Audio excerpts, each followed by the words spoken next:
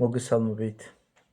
მე ვარ ირაკლი ბაკურაძე, ფსევდონიმით ფილალეტე, წერ მუსიკას, კომპოზიტორი ვარ და აგრეთვე პროზას და პოეზიას. მინდა გითხრათ ერთი საგანგაშო რამ.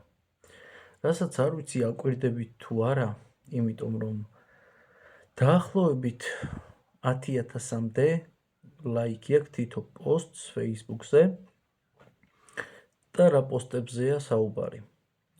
არის ძალიან დიდი გამომწერების მქონე მართლმადიდებლური ეგრეთ წოდებული გვერდები, მაგალითად, დიდება მაღალთა შინა. არის ესეთი გვერდი. არის საქართველოს იმედი ესეთი გვერდი და კიდევ მრავალი გვერდები Facebook-ზე, რომლებიც მიზანმიმართულად ხელოვნურ ინტელექტს აკეთებინებენ მართლმადიდებლურ ხატებს. და დღეს უკვე საოცრება მოხდა და მაგიტო გადავწყვიტე რომ ჩამეწერა ეს ვიდეო. ანუ ფოტოები რო ცოცხლდება.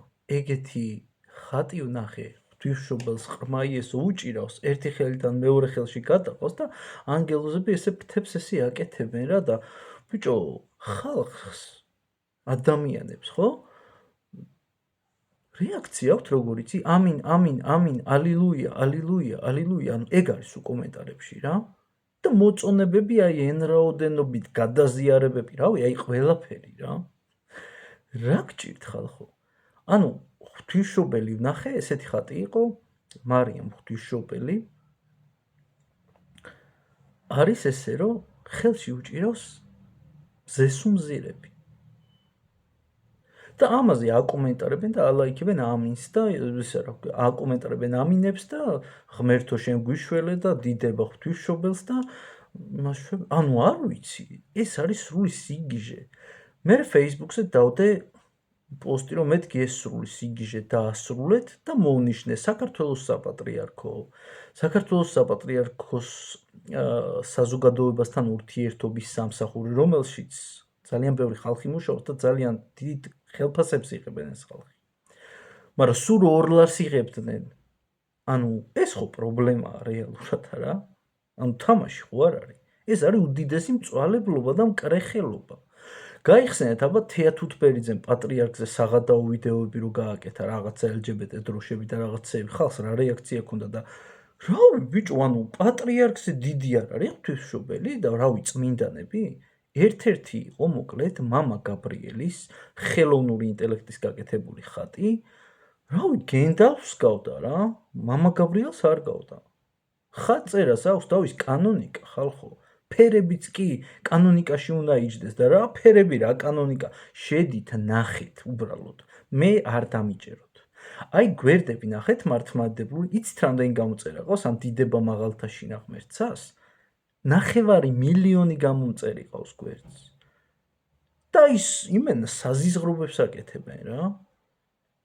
და რა ვიცი, ანუ იმედია რომ ბევრი ადამიანი ნახავთ ამ ვიდეოს, გააზიარეთ ეს ვიდეო, გამოიწერეთ არხი, იმიტომ რომ ეს არის უდიდესი მკრეხელობა და აი ამაში ბრმად მადიდებლები, ჩვეულებრივი ტუგადუმები ადამიანები, რომლებიც აი ამას უყურებენ და რეაქცია არ აქვთ.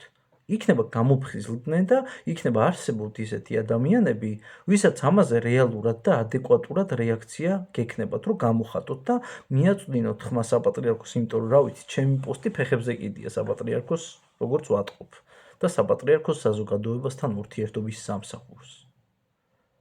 ანუ პრობლემაა ეს, ანუ მე რა კაი დაიკიდე და რაღაცა არა, პრობლემაა, სერიოზული პრობლემაა. გაუნათლებლობის და სულიერი სიბრმავის. და თუ პრეტენზია გაქვს ადამიანს რომ ხარ მართლმადიდებელი და ჯვარი გიკეთია, ხო? მე მიკეთია სხვათა შორის. სულ არ ვიხსნი არასდროს. აი, მართლმადიდებელი ქრისტიანი ვარ. არ ვიცი.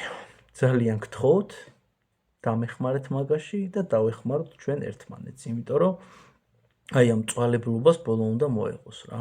ხელოვნური ინტელექტით გაკეთებ, რატო რა არ უყოფნის რა ხატებიც არის ხელით შექმნილი? ხელოვნურ ინტელექტს რატო აკეთებინებ ანუ?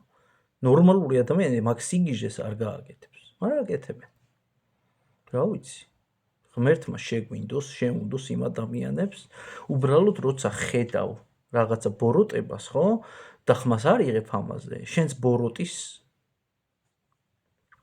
ბოროტისგან განსხვავებული არაფრით აღარ ხარ რა და რავი, გთხოვთ რა, ძალიან გთხოვთ, რომ მიაწვდინოთ ხმა და თუნდაც იმ გვერდებზე დააკომენტაროთ, რომ წაშალეთ ხალხო, ნუ აკეთებთ ამას. აბა ბედნიერად და კარგად იყავით.